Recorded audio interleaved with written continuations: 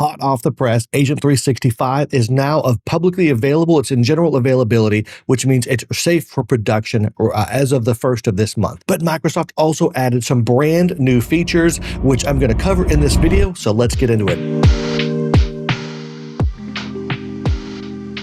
So right off the bat, the Agent 365 overview screen has seen a little bit of an update. I think there's a nice background color on here now. There's a few new tiles. I don't believe the Agent Runtime tile was here before. So there's a few new things coming to this, it looks like, and I'm sure they'll be evolving this over time, adding in more insights and things like that. And I would expect to see those probably by the end of the year. I'm not sure what they are. I don't actually even know if they're coming, but more than likely they are coming, because we're already seeing updates to this after all.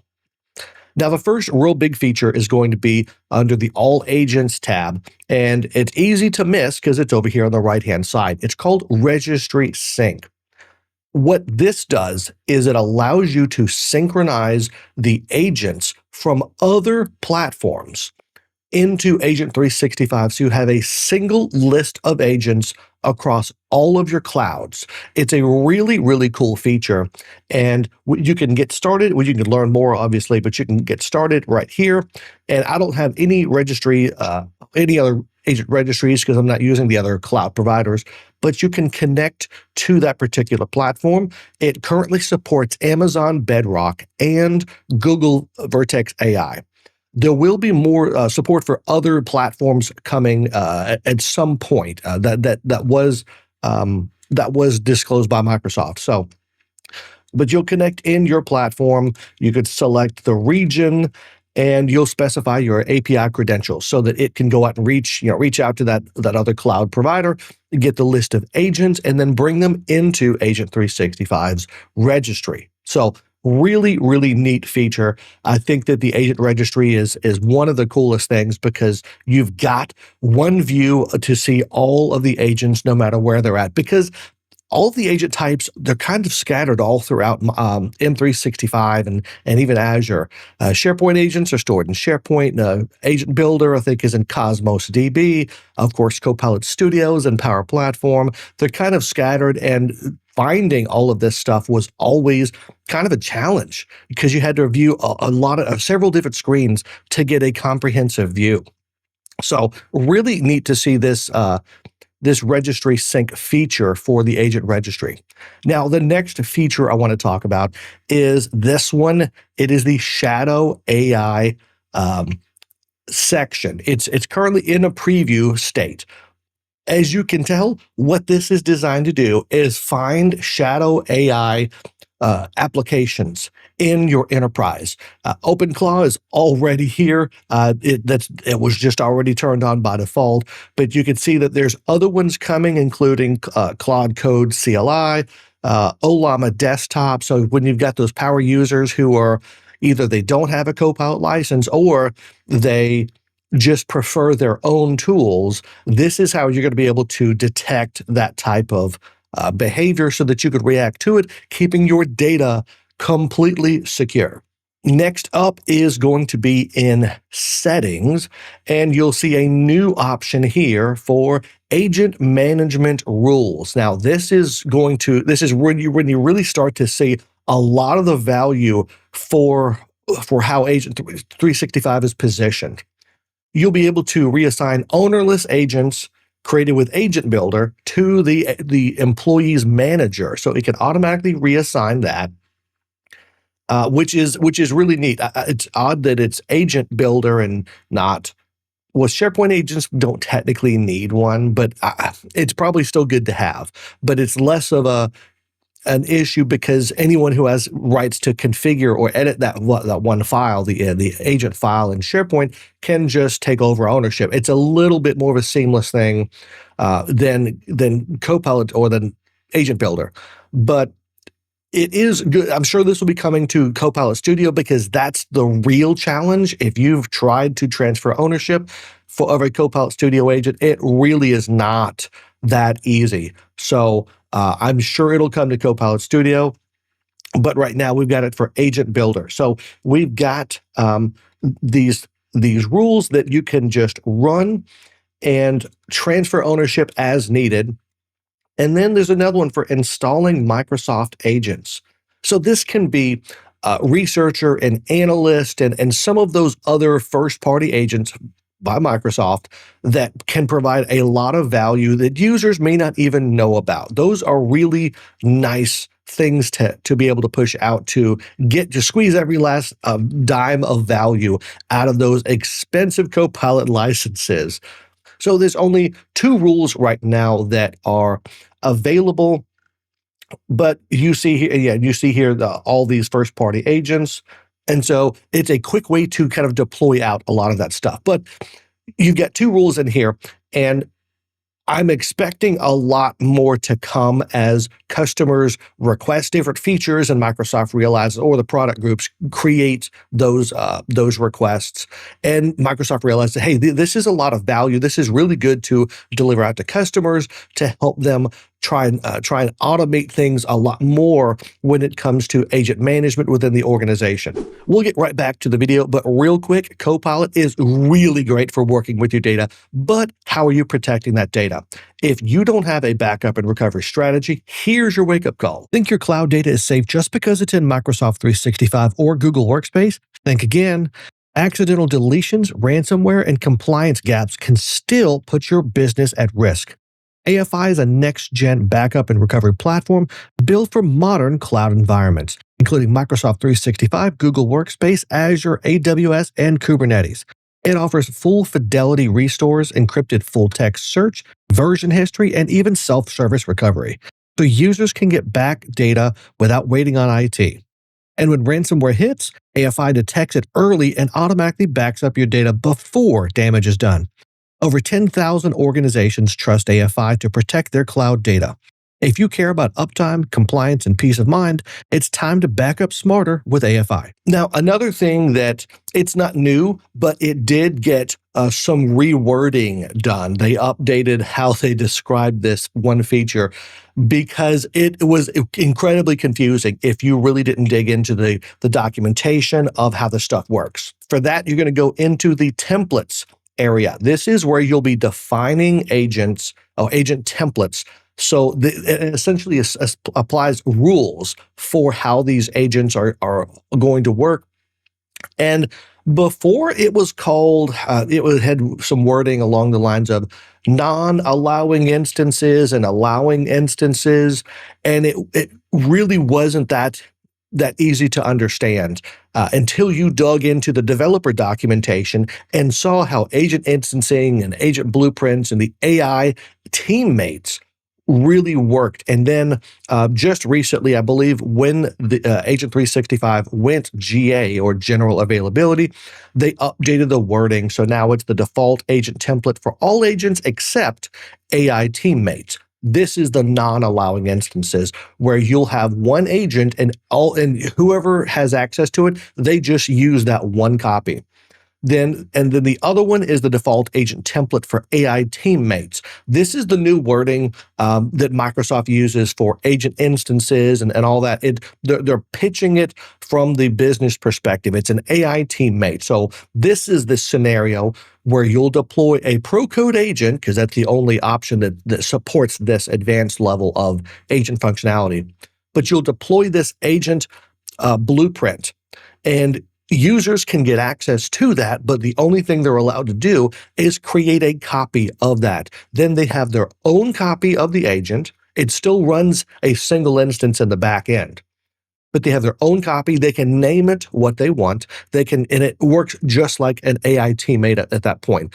You'll be able to grant it access to your SharePoint site, to random files. You could send it an email. There's a lot of that functionality, and it's all contained to that particular instance of the agent. So this works like an AI teammate because it appears like an AI, like a user. It just happens to be powered by AI. This is the more advanced case. This is the thing that Microsoft really isn't even talking much about, is the AI teammates and versus the traditional way we've developed AI things in Copilot, in the Copilot ecosystem anyway, where you publish your agent and you just grant access to it and everyone uses it. It's always called the same thing. There's little to no customization that can be done without a developer being involved. the new AI teammates thing is going to be incredibly powerful once people, once organizations kind of grasp the idea of a human worker having a team of AI teammates that report to that user. The user can control them. They can manage their access. They can give them knowledge. They can do a lot of things like that. They can work with them interactively, real time, co-authoring a Word document. There's a lot of things that the AI teammate aspect of agents really opens up. So that covers the new changes in the admin center, but we've got some additional things in Purview. So under the communication compliance, you can detect unethical interactions for AI agents. Now, there's also a similar feature for Copilot itself, for M365 Copilot, but you can have a separate policy that is just looking for AI agent behavior that is unethical. Whether the agent is doing something that needs to be that's a violation of policy, whether the user is doing something with the agent, kind of whatever side that is appearing under. You have options here, so you can name the policy, and it will apply to Copilot Studio agents as well as Foundry. Or obviously, you can toggle one versus the other. And then you identify, select who needs to review this this behavior to see, is this a violation of company policy or the acceptable use policy for AI? And then you can preserve that history of which communications have violated that. You could, a retention essentially for that. So there's a lot of interesting things that you can do here. Corporate sabotage, money laundering. Yeah, there's a lot of options here that will be beneficial to organizations. So I definitely recommend setting up this in your environment as well as the one for Copilot. And you'll already see that here for AI Hub, unethical behavior in Copilot. So really, really neat options in Purview for this. Another option that is new for your retention policies in Purview is that now your retention policy can clean up the agent interactions, whether that's agent to human or human to agent interactions. You can set it, have your retention policy set to start deleting those histories at some point if you want to do so, or if you wanted to make sure that they are all retained. Just for auditing purposes, then you can, of course, configure that as well with the retention policy, because that's what those things do. Another neat thing just to mention with Purview, if you're using eDiscovery, is that eDiscovery in Purview can now look at agent activity. So it can return agent activity that matches your particular queries in eDiscovery. So another great thing, again, for auditing purposes or legal purposes, if you've got to find all of the evidence surrounding a particular case, then agent activity is now included. Then we can switch over to Defender, because there is now threat detection and blocking for agents.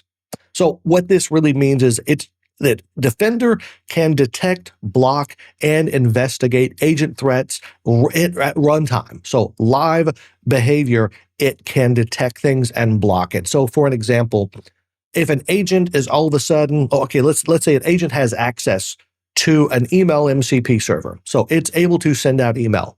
Well, all of a sudden, this thing starts to maybe start spamming a whole bunch of emails. All of a sudden, things start to get really suspicious, and it looks like a threat. Defender can identify that and block that, and then notify admins that, hey, there's something really fishy going on with this agent. I've locked it down. You guys need to go look at it now. So a really, really neat feature. We're seeing a lot more things about this with Agent 365, because that's one of the big security benefits of Agent 365 is being able to not just govern agents and all that, but actively monitor the live behavior of these things so that you can be assured that these are doing exactly what they're supposed to do. And if they step one little toe out of line, boom, locks down. And then you got some investigation to do on that. And the developer will have to explain what this thing was trying to do. Also, I believe this is new as well, but there's the Agent Security Posture Management. This will assess the security posture of Microsoft Foundry and Copilot Studio agents, looking for vulnerabilities like over-permissioned things, misconfigurations, and it will kind of surface a prioritized list of action items for you to take a look at. So really, really neat thing. Now you might be asking, why Foundry and Copilot Studio? What about Agent Builder? What about SharePoint agents? That may come in the future, but that's much less of an attack risk for in terms of this type uh, of a monitoring system, because those other ones can't really take actions yet. That may come at some point in the future, but Copilot Studio obviously has Power Platform connectors, so it can trigger actions. It can do a lot of things there. You have that toggle that a lot of people really misconfigure, where if someone if a feature is going to use the maker credentials versus the end user credentials to go and fetch knowledge, there's definitely an over permission risk there, where you could expose data without even maybe the maker understanding what they did wrong. Lots of things can go wrong with Copilot Studio agents without proper training.